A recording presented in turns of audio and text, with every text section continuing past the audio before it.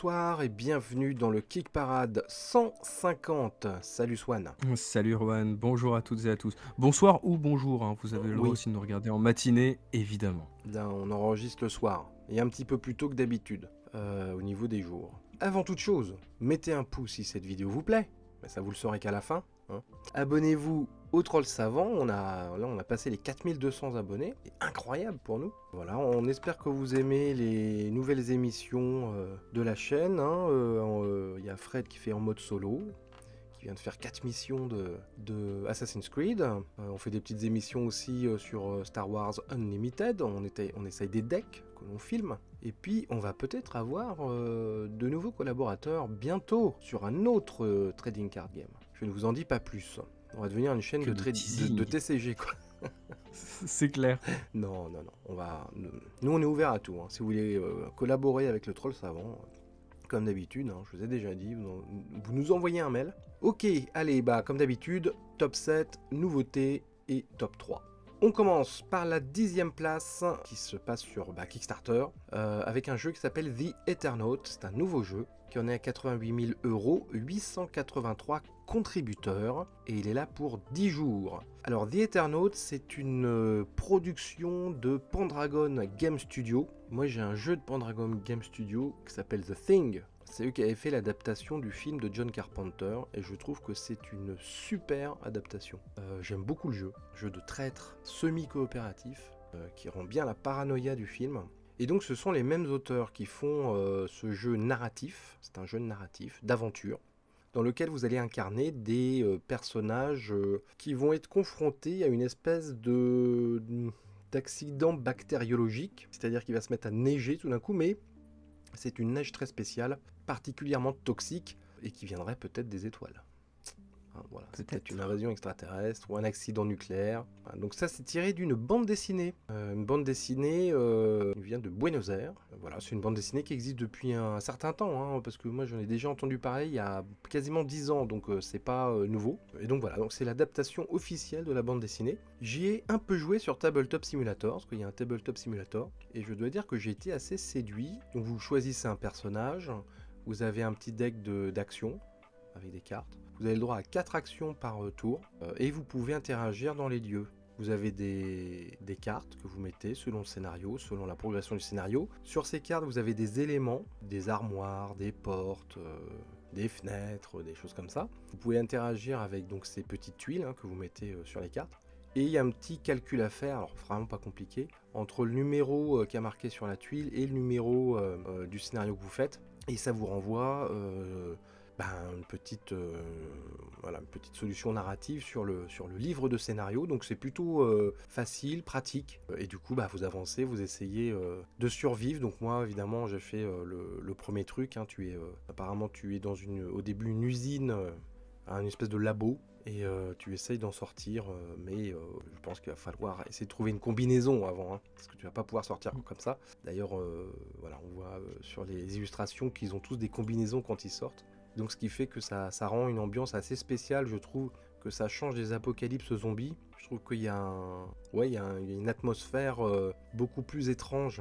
Ouais, l'ambiance mystérieuse fonctionne plutôt bien. À préciser aussi qu'il s'agit d'un jeu qui met beaucoup l'emphase sur la narration.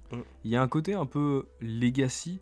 Alors je mets quelques guillemets autour du terme de legacy parce que ça va pas tant se proposer sous la forme de dégradation de matériel comme on a pu le connaître par le passé, mais voilà, il y a des petites boîtes secrètes qui vont se débloquer au fur et à mesure de la campagne. Vous avez un punchboard qui est un peu mystérieux, voilà, et au fur et à mesure vous allez être amené à récupérer des éléments là-dessus qui vont venir étoffer le jeu. À cela s'ajoute, donc il le propose avec plusieurs extensions, une qui est vraiment centrée figurine, ce qui est vraiment aujourd'hui une démarche qu'on retrouve de plus en plus sur Kickstarter, et vous savez tout le bien que je pense de cette démarche.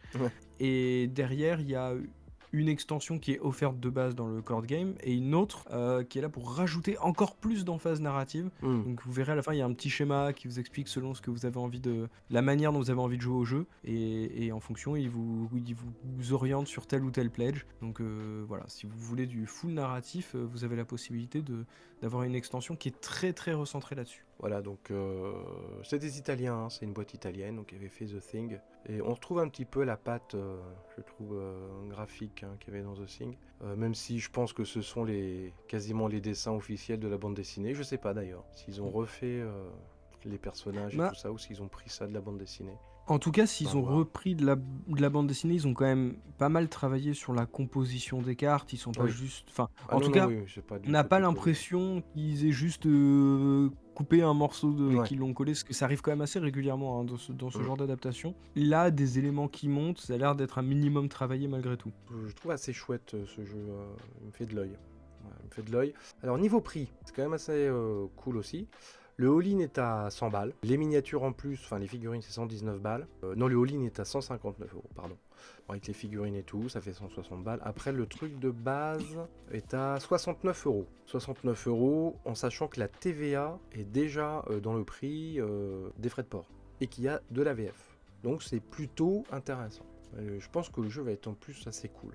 Bon, il faudra y jouer jusqu'au bout, mais moi ça m'a bien plu en tout cas de ce que j'ai essayé. The Eternaut, donc voilà, on espère que ça va bien marcher pour eux. Bon, ils sont déjà financés, mais bon, j'espère qu'ils vont remonter encore plus dans le top 10.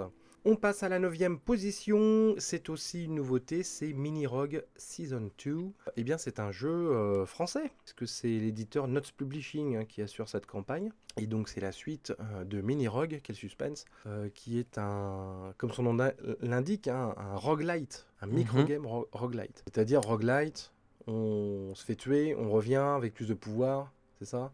On affronte des gens, on se fait tuer, on Bon, revient. là, il n'y a pas cette notion de plus de pouvoir, mais il y a Mm. cette notion de. En gros, ça va être les mêmes. Enfin, plus ou moins les mêmes salles, mais qui vont apparaître dans un ordre assez aléatoire. Mm. Et l'objectif, c'est de refaire les mêmes niveaux, mais avec un facteur aléatoire qui va venir complexifier ou simplifier. Il y a une grande part qui est laissée au hasard, mais qui fonctionne plutôt bien. Moi, c'était un jeu que j'avais pledgé Ah ouais.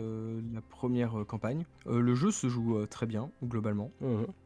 C'était assez modeste. Je sais que les adeptes de jeux solo, c'est un jeu qu'ils recommandent assez vivement puisqu'il se sort très facilement. Mm. Il s'installe pareil très très facilement. Moi, j'avais eu tendance à la fin à me montrer, à l'avoir un petit peu lâché dans le sens où il n'y a pas énormément de rejouabilité. C'était un jeu qui était assez modeste, donc on peut rejouer, etc. Mais ça manquait de diversité. On revenait assez vite au bout d'une dizaine, vingtaine de parties à revoir les mêmes cartes, sachant qu'il y avait un boss unique. Le principe, c'est que vous allez soit descendre dans un donjon, soit monter dans une tour. Pour ça, vous allez devoir faire des paliers.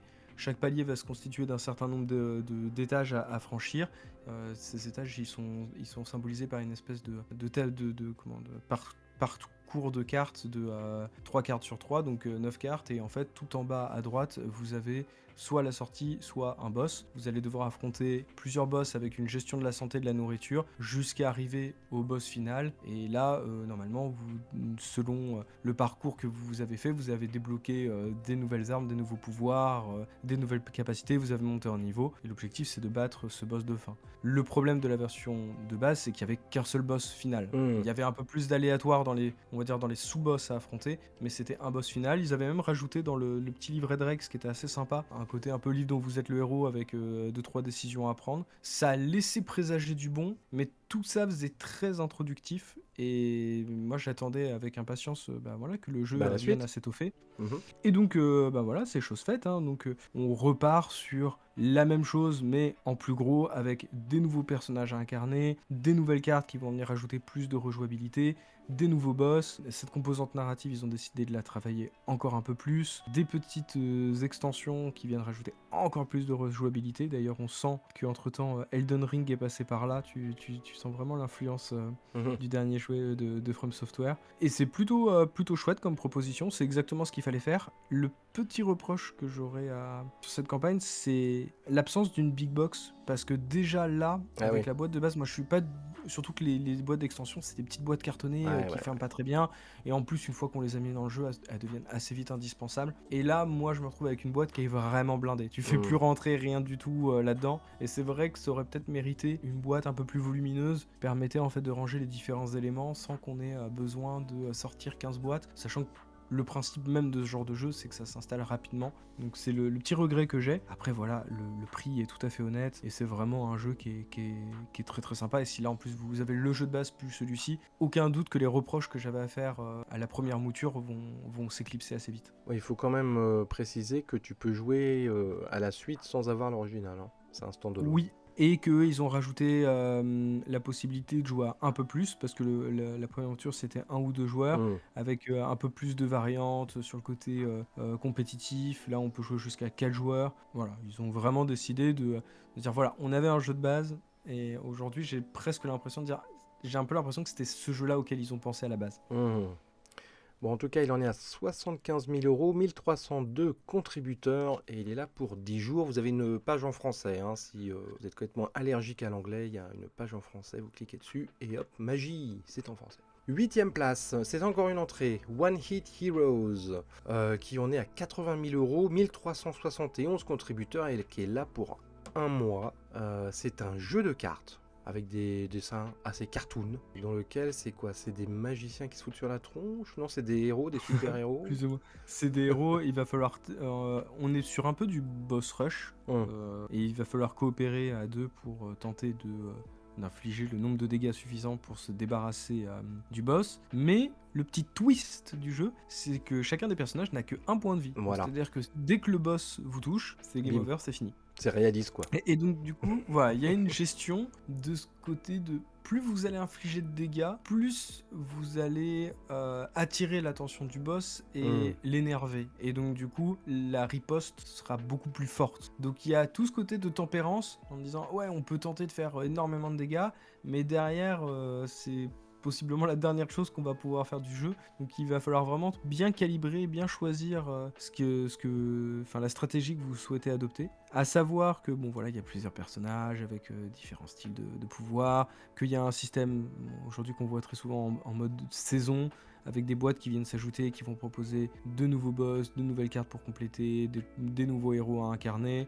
Là-dessus, rien de vraiment nouveau. Et la petite particularité que je trouve plutôt chouette, c'est que comme tout est centré quand même à la base sur le jeu en duo, ils ont quand même pensé à une version solo, et en fait plutôt que d'être accompagné par un autre personnage et devoir jouer 2 decks de cartes, en fait vous allez pouvoir créer un robot chien qui va venir vous aider, et en fonction des caractéristiques vous allez lui créer un mini deck, et en fait c'est ce deck là qui va venir compléter le vôtre pour pouvoir jouer à 2. Donc il y a moins ce côté schizophrénique de jouer avec 2 decks en même temps. Ok, bon, c'est prix raisonnable, 46 balles, pas de VF il me semble.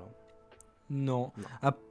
Petite particularité aussi, dans les extensions qu'ils proposent, ils en proposent une qui s'appelle l'épilogue, et en gros qui est un peu la variante hardcore. Ils vous conseillent de dire voilà, une fois que vous avez battu tous les boss, que vous avez bien maîtrisé le jeu, en fait vous avez cet épilogue là, et c'est plein d'éléments qui vont venir recompléter les autres boîtes pour offrir de nouvelles versions, de nouveaux combos au boss, et rajouter de la complexité. Et je trouve que c'est une très chouette idée pour recycler le matériel tout en proposant une expérience de jeu peut-être un peu plus complexe. Okidoc. Allez, 7e place, plus rapidement, c'est Awkward Guest 2, donc le jeu d'enquête qu'on avait vu il y a 2 semaines. Il en est à 50 000 €, 1582 contributeurs, il est là encore pour une bonne dizaine de jours. Jeu d'enquête avec une direction artistique assez rigolote, je trouve, assez caricaturale, on va dire. On passe au 6e. Alors le 6e, c'est Bugs Snacks The Card Game. Donc on avait vu, c'était une adaptation d'un jeu d'appli en fait. Non, d'un jeu même vidéo. D'un jeu vidéo. Ouais, d'accord. Ouais, d'un jeu vidéo, ça mais fait plus tellement appli, de la sphère. Ouais, mais plus la sphère indépendante. Voilà. Pour ceux qui connaissent, c'était les mêmes développeurs qui avaient fait Octodad. D'accord. Voilà. Ok. Il en est à 50 000 €, 1624 contributeurs, et il est là encore 10 jours. On n'en parle pas parce qu'il n'est pas dispo pour l'Europe. Vous pouvez pas le baquer de toute façon, donc bloups. Suivant. Et le suivant, c'est le 5e, c'est Millennium Blades, on l'avait déjà vu. Millennium Blades Again, parce que c'est une suite. 186 000 €, 2021 contributeurs, il est là encore une petite semaine, donc c'est une espèce de faux TCG, on va dire. C'est un jeu qui simule la collection de cartes, et qui dans un deuxième temps va vous faire affronter les decks que vous avez récupérés dans la première partie du jeu.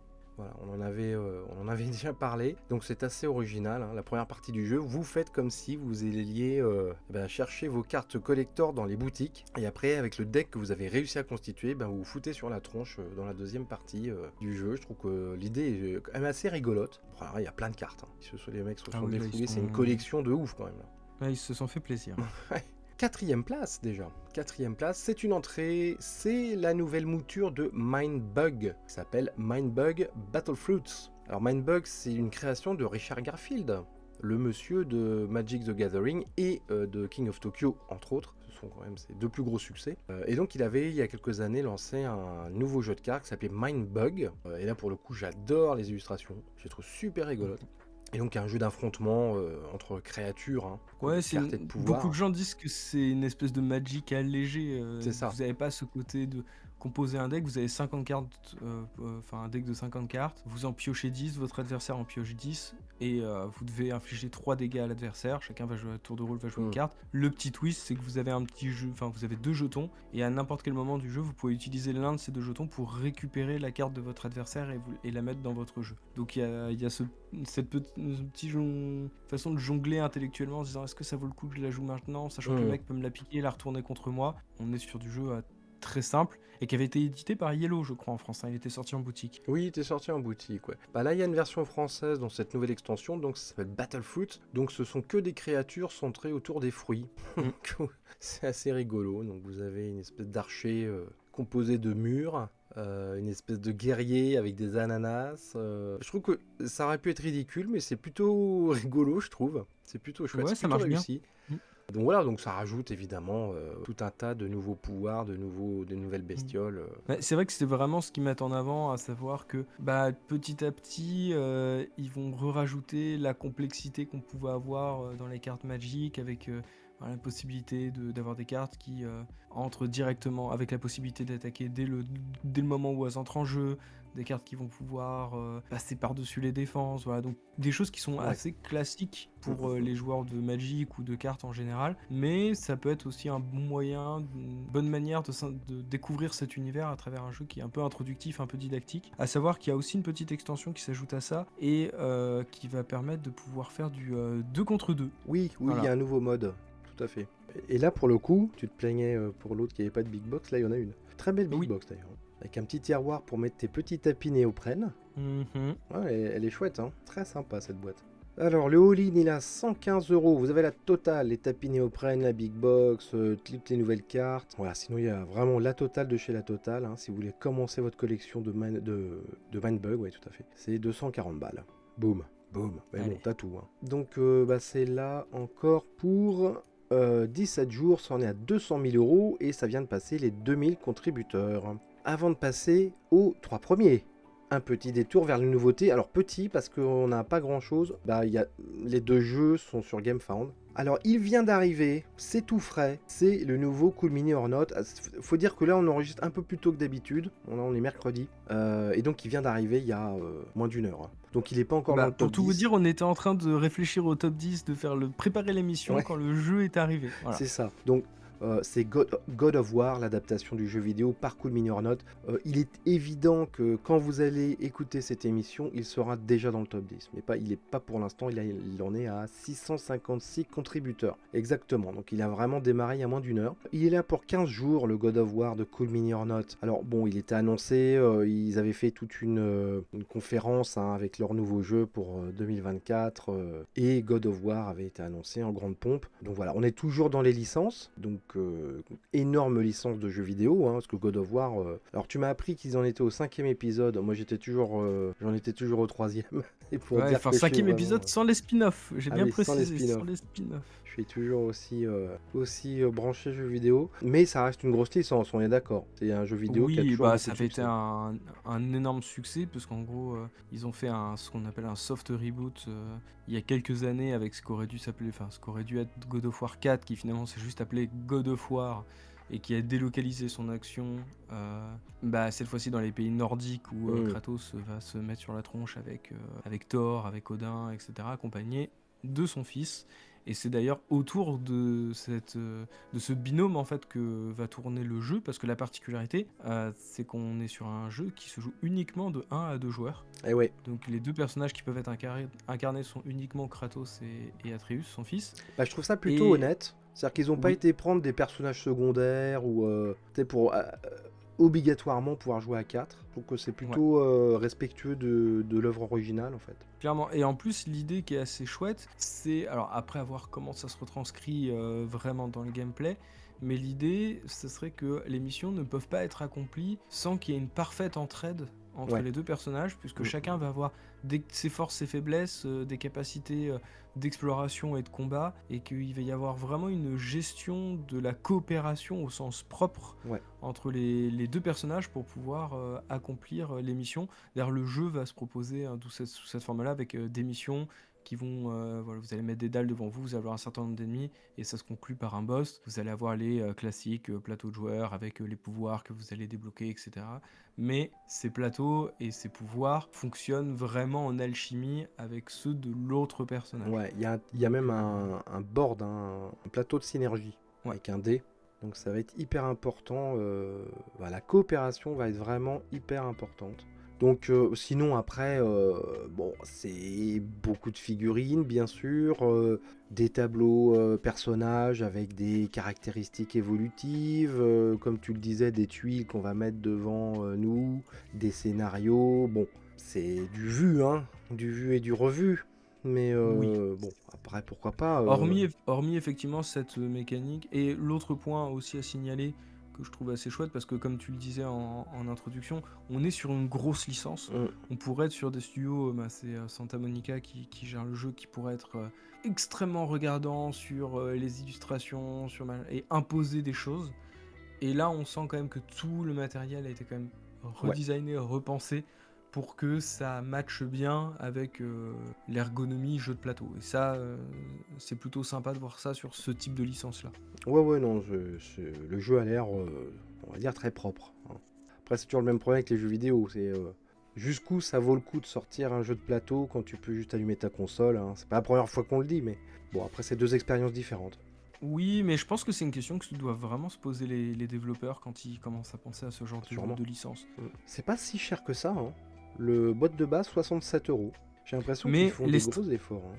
Mais les stretch goals ne sont pas inclus dans cette version-là. Tout à fait. Sinon, c'est 86 € si tu veux les stretch goals avec. Il n'y a que 2 pledges.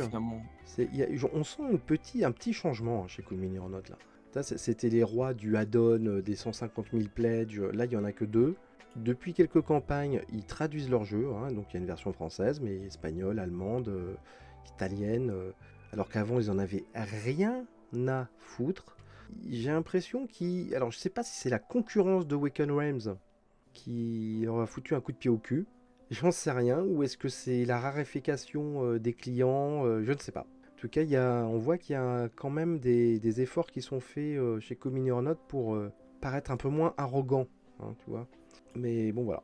Bon, après, ça serait pas la première fois qu'ils nous lancent aussi une campagne avec les premiers jours où il n'y a pas de stretch goal, il n'y a pas d'add-on, il n'y a pas de machin, et puis finalement, pour redonner un petit coup de boost à mi-campagne, bim, ils nous annoncent une deuxième boîte.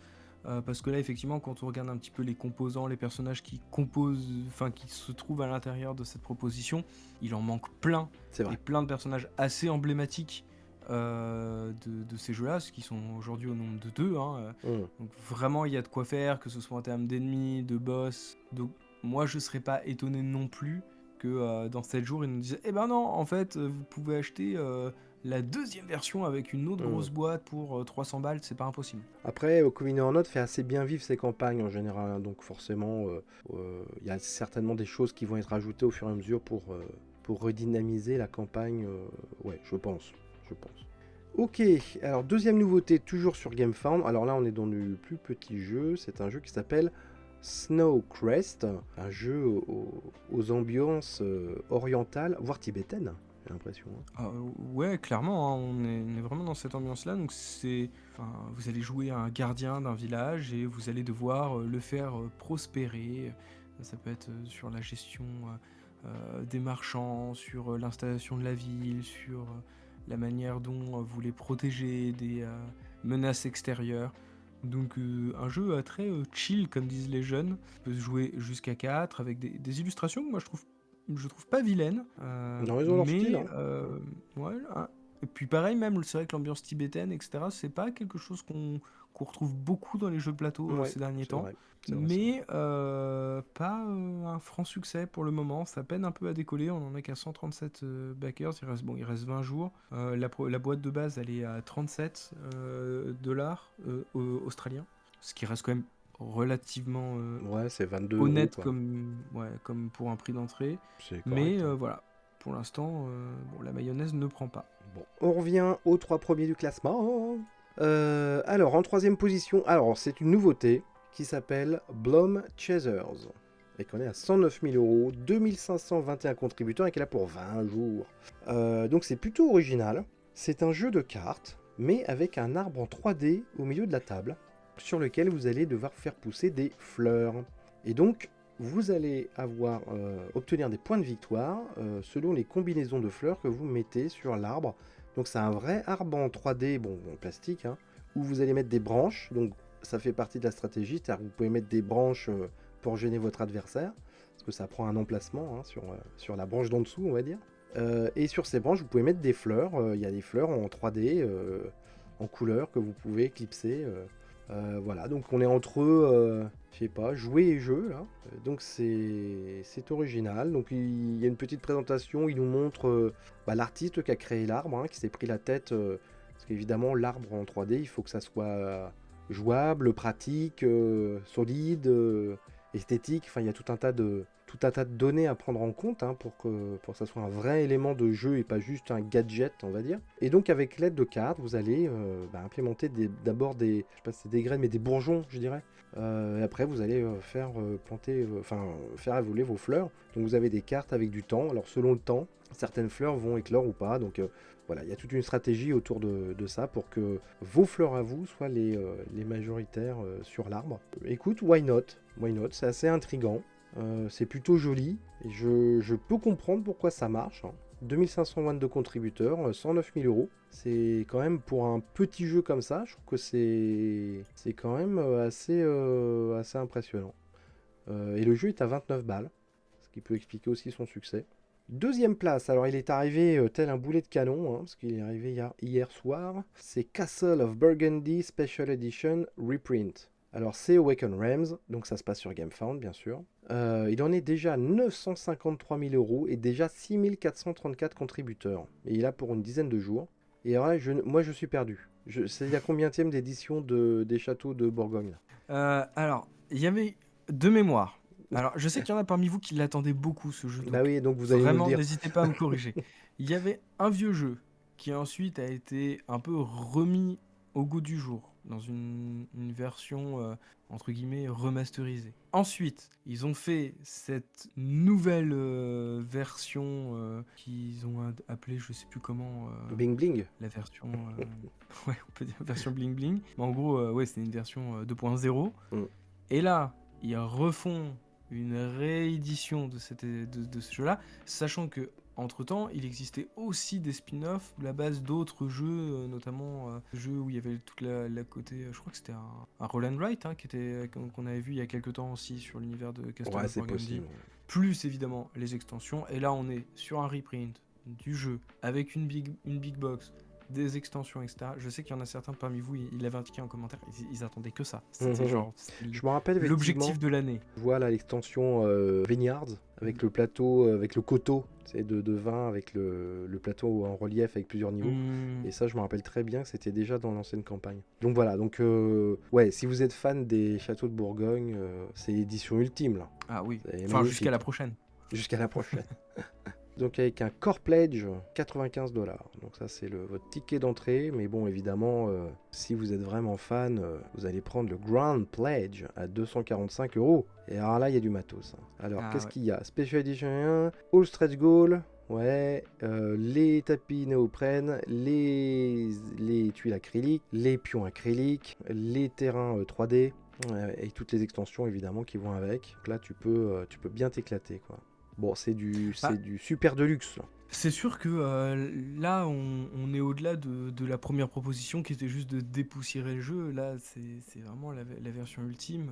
Bah ouais. C'est marrant parce que ça fait typiquement partie des jeux à côté desquels j'étais passé à côté. Mais plus je découvre les campagnes, plus je m'aperçois qu'il y a une communauté qui est dingue de ce genre de Ouais. jeu et ça me donne envie de les tester. Tu vois, de me dire, pas chez moi, j'ai pas assez de place, mais un jour, de voir un peu pourquoi, qu'est-ce qui fait vraiment le sel de jeu-là, qu'est-ce qui le démarque des autres, au-delà effectivement des superbes, Oui. visuellement parlant. Si on aime ce genre de jeu, si on aime. Enfin, c'est du pain béni pour les joueurs. Bah oui, oui, non, mais oui, ça doit avoir une C'est une belle présence de table de proposition. dingue, hein, c'est clair.